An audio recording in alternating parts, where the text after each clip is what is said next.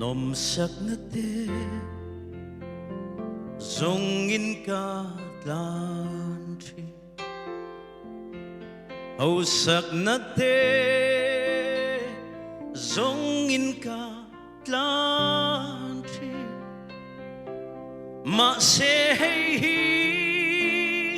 Ka du bernang ma siya hi Kata Hiana tra bere Ganun na hi Itan ka lane Katiam na hi Itan ka lane Ganay raw lu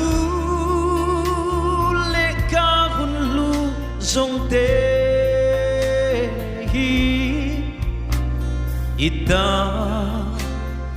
kalhane lalpa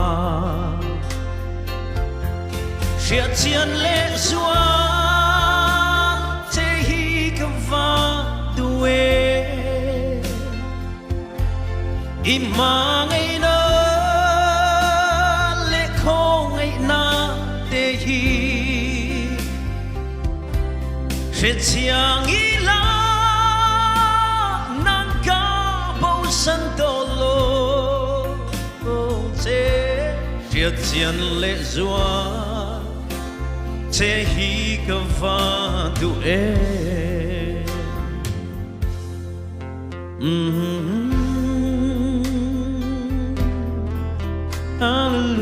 Hallelujah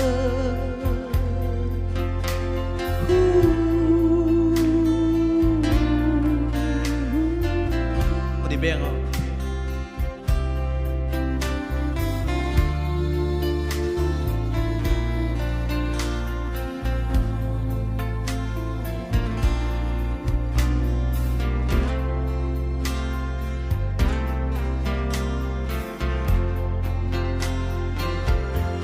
Chia tian le zua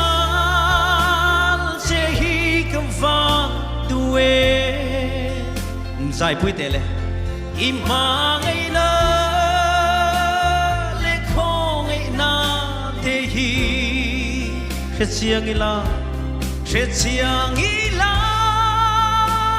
Nang ka bao san to lo Te She chiang le zua Te hi ka va du e Iti sen lu katan luang chua Iti sen lu katana luang chua Avamaki O araw bui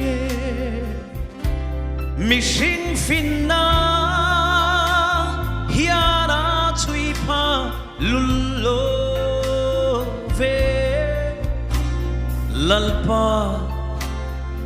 Avaro bui e Shia tian le zua Te hi ka va duwe Ima ngay na Le ko ngay na te hi She chiang ila She chiang ila Nang ka bông san to lo Te She chiang le zua Te hi ka va du e Mi dang te tan Dam na a kena Ma se ada Dam na a om lo Vamak e Vamak e Ima ngay na raw bui tan hiền ô sang lúa ring David no chia chiang lệ xóa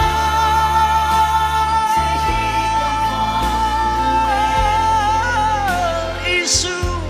imang ina lệ không ina te hi chia chiang ila nang ca bầu sân tôn lông chế chia chiang lệ xóa chế hi ca va du chia chiang ila nang ca bầu sân tôn lông chế chia chiang lệ xóa chế hi ca va du chia chiang ila nang ca bầu sân tôn lông chia chiang lệ xóa chế hi ca va du